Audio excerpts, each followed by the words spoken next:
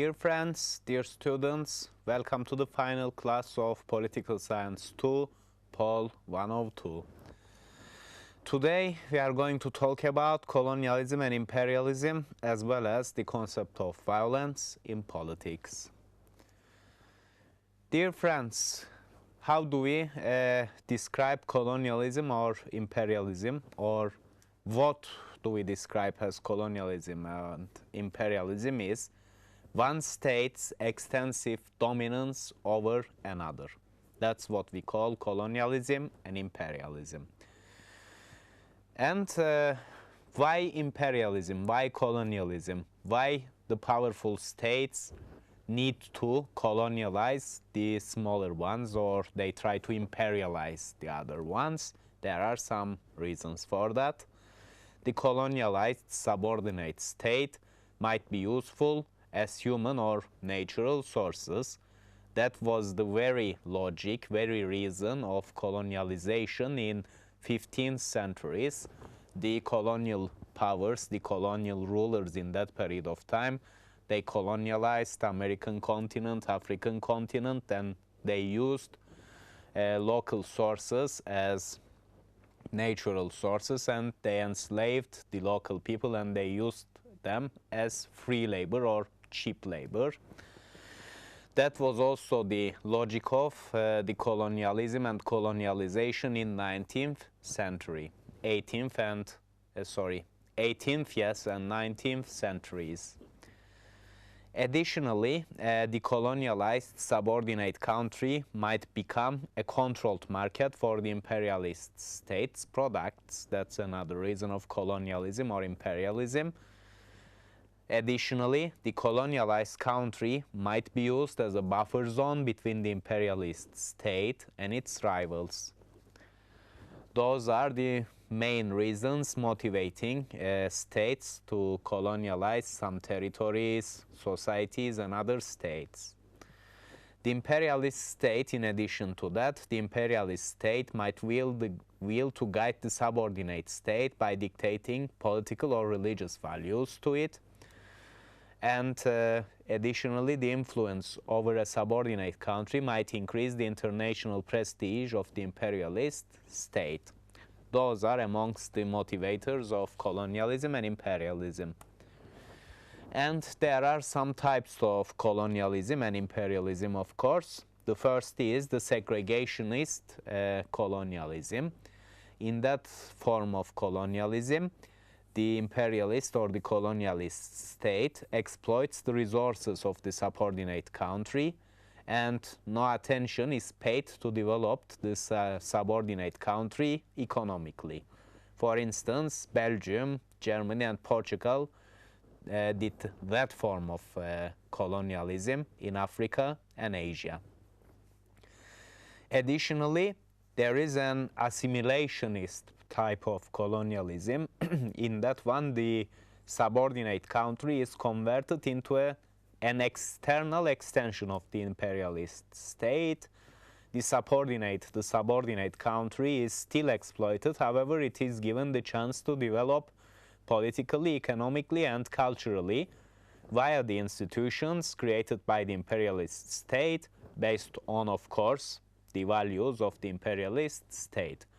For instance, the French colonialism in Africa and Asia, as well as the Soviet colonialism during the Cold War, were in such form.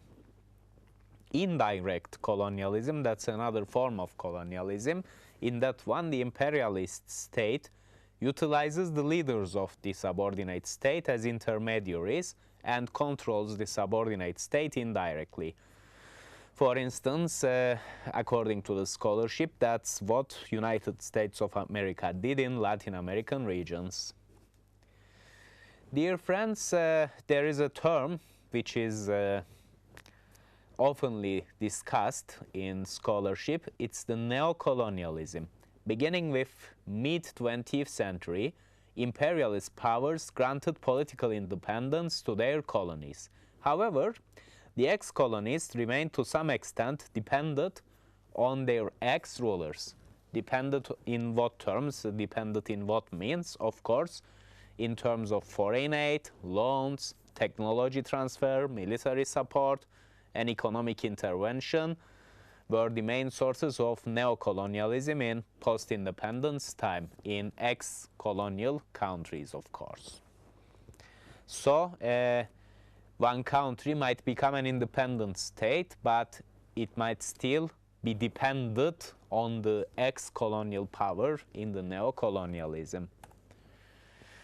Dear friends, there are some concepts related to colonialism and imperialism. The one is globalism, and it has some related concepts such as economic globalism, social-cultural globalism.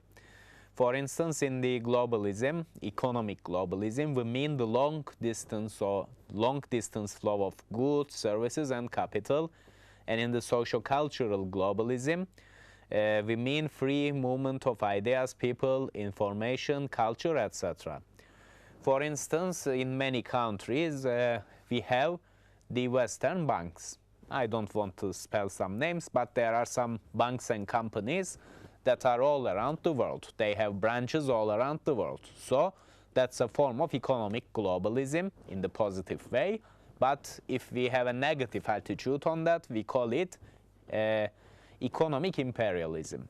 And the social-cultural globalism is, for instance, you see the movies of one country and your young people try to be like as the figures in those movies. They try to act like, for instance, the singers they see on the TV.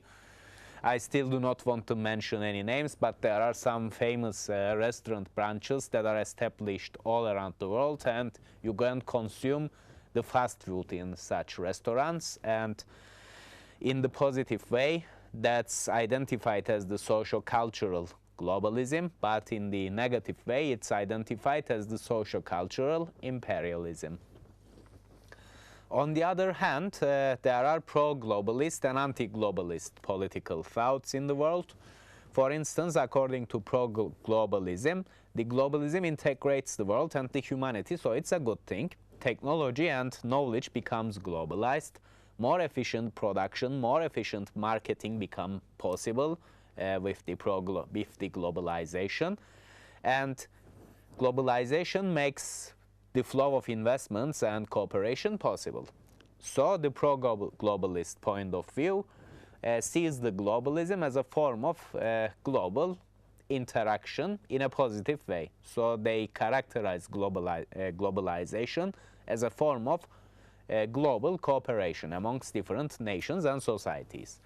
But the anti-globalist political point of view argues that the disparities in wealth and power increases because of the globalism. And there is a race to the bottom. And it means the search for the cheapest labor, cheapest taxes, least political control for production, etc. And it finally creates cultural homogeneity.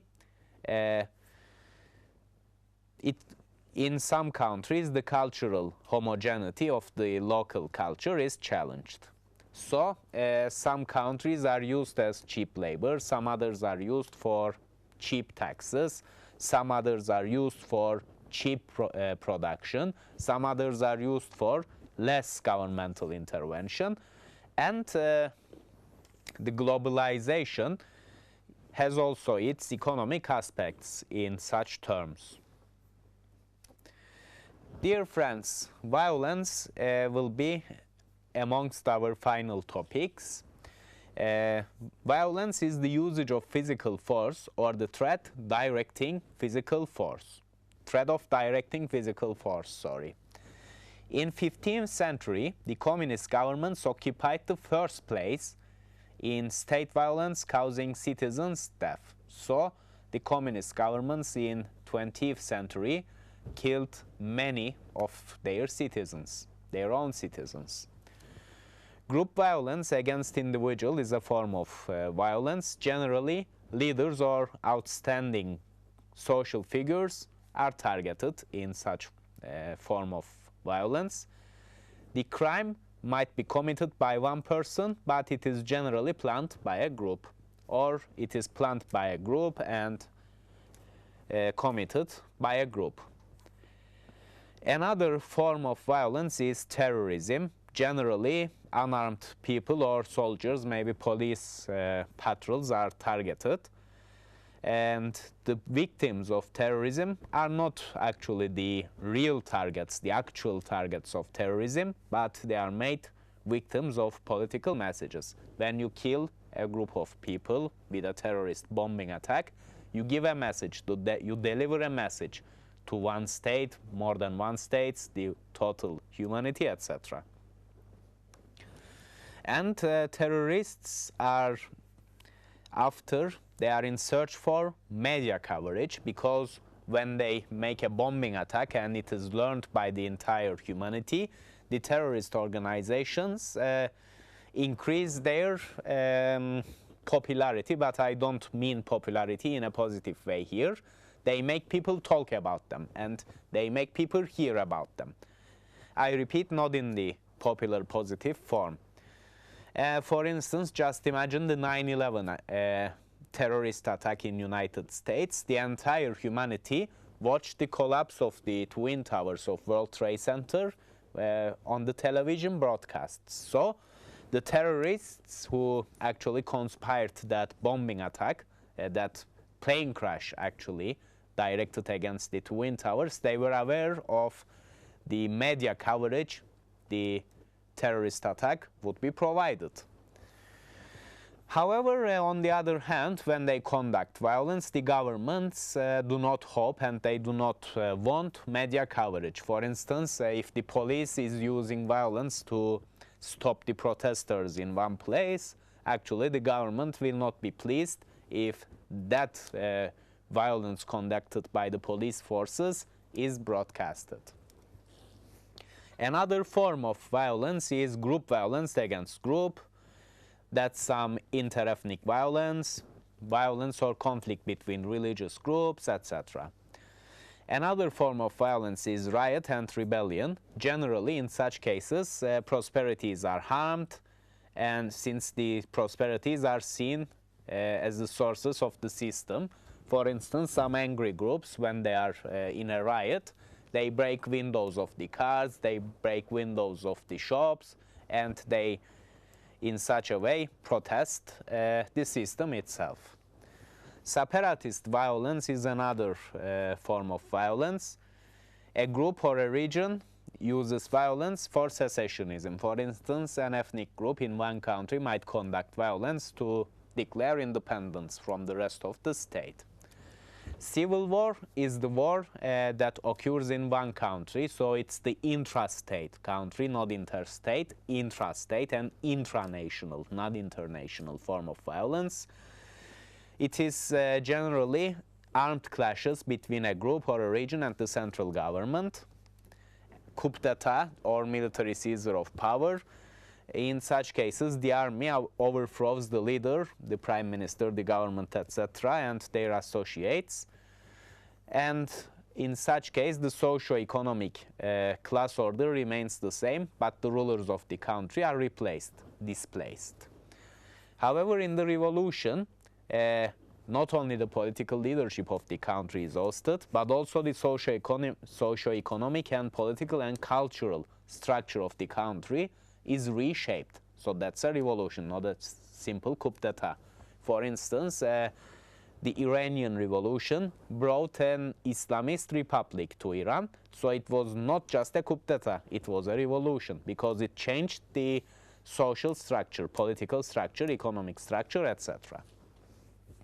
And another form of violence is war. In war, two states use violence against each other via their military forces. Dear friends, I'll sum up. I'll come back to the details in a while, but if you would like to contact me, here is my email address. That's our final class together. My email address is sevkikiralp@gmail.com. This is my email address. You can contact me when you require some help or inquiries. It's not monitored on the monitor yet, so let me spell it for you. It's SEVKIKIRALP@gmail.com. gmail.com. That's my email address. If you have any inquiries or questions, you might contact me through electronic posts, through electronic mail. So let me sum up the final class. Colonialism is one state's extensive dominance over the other state or a territory or a society.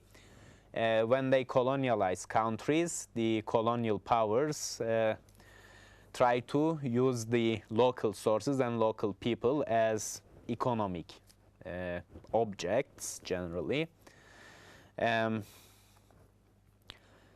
When they imperialize or colonialize the other countries, the colonial powers might dictate their own culture to the colonialized society, or they might just exploit the country and go away.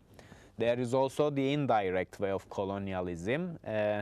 If the leaders of one country is your intermediaries, your associates, you rule the country via them, so that's the indirect colonialism. And there is a neocolonialism. It's the ongoing dependence of ex-colonial territories, ex-colonial countries on their ex-colonial rulers. And there is the concept of globalism. In the bad way, in the negative way, we call it imperialism, because the anti-globalist people believe that the globalism and globalization creates imperialism, and it brings some societies and countries under dominance of some others. And there are some different forms of violence in politics, such as terrorism, civil war, ethnic war, riot, coup d'etat, revolution, and war. Dear friends, thank you for listening to me. It was my pleasure to meet you in our political science classes. As I told you, if you have any inquiries, my email address is at the end of the PowerPoint presentation, and it's now on the monitor. You can contact me about your questions and inquiries. Thank you for listening. Have a nice day.